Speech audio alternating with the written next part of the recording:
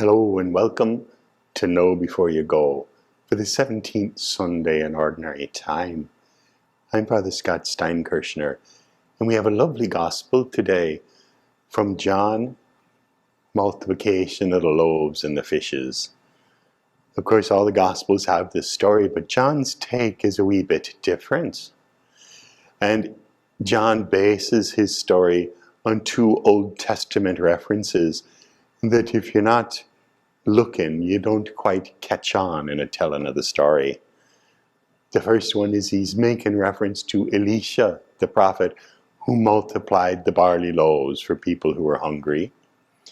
And then he's riffing on Moses going up the mountain to talk to God and say, where am I going to find food for all these people in the desert? So John takes all of these and weaves them together in his own way. And I think what John is saying in this is, when is it enough? When is it enough?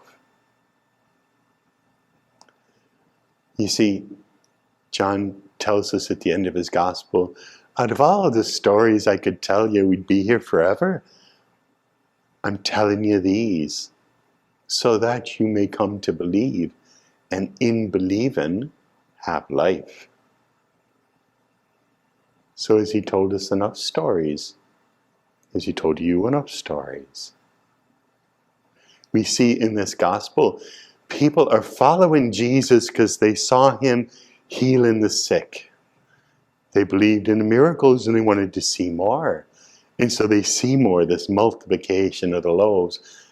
But is it enough to get them to believe, to move the distance that they need to move, to understand these signs? And we find out, no, it's still not enough. At the end of it, they want to take Jesus, seize him, and make him king. No, this isn't about being king. You're not understanding it. Are we understanding it? So what I want to do is break open this gospel passage a little bit by asking you to imagine you're in it. And I'm going to say, imagine you're the little boy with the 5 barley loaves and the 2 fish. So it happens, Jesus crosses the Sea of Galilee, from where we don't know, but he crosses it and he goes up the mountain. And the multitudes follow him because they've seen signs. And so he says to Philip, where are we going to find food to feed all of these people? But in John's way, John says, now he said that just to test Philip because he already knew what he was going to do. Jesus is always in charge, always in the know in John's gospel. So Philip says, 200 days of wages wouldn't buy enough food for these people. But then Andrew comes by and says, well, there's this one little boy here. He's got 5 barley loaves and 2 fish. But what is that for so many people? It's about nothing, right? But it's not nothing. So Jesus tells him to sit down, and he offers up the food, breaks it, blesses it, passes it out. And there's enough for everyone to eat, and there's leftovers. That's when the people are going to seize him, when they realize it. They make him king. Now imagine you were that little boy, and you had to go home and tell your family and your friends what you saw, what happened. We heard this was this great miracle. Oh yeah, it was a great miracle. I was there. I'm the one that gave him the 5 loaves. Oh no, no you didn't. Come on, he had to have other food. No, I'm telling you, it was just the 5 loaves and the 2 fish. You ate that yourself and now you're trying to tell stories. No, and I saw it. And I gave him the 5 loaves and he held them up. And then He just reached in and they just kept coming out. They just kept coming out. There couldn't be that much food in that little basket, but food just kept coming out. It was the most amazing thing I ever saw. Well, what does it mean then? Oh, yeah, there's the question. See, at some point, we all learn to be skeptical. When we're children, we believe more. We trust our eyes with what we see. When we get older, we learn, I don't think they really love me. I think they must have some ulterior motives. I don't think that God really loves me. He couldn't.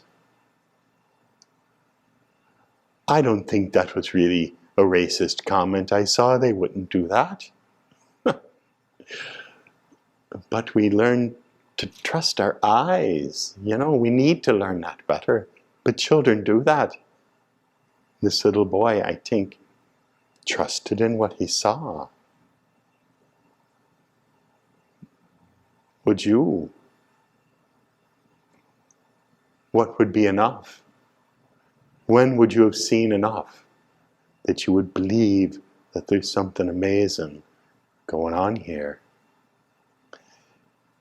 And then seeing that, do you understand the next part of it? What Jesus is asking of us, of you, of me. Just bring the 5 little measly barley loaves and the 2 fish, but it's nothing for the problems of the world. It's not nothing.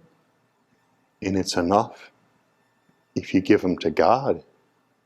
And God's grace will more than cover them and multiply to make it be enough. If you just trust, if you can believe that the little bit I bring is enough if I bring it and ask for God's help. Amazing things can be done. Faith is what is needed. Do we have enough faith? Or are we waiting for one more miracle, one more sign? This is the week to work on trust in God. Trust in what we've seen from God already.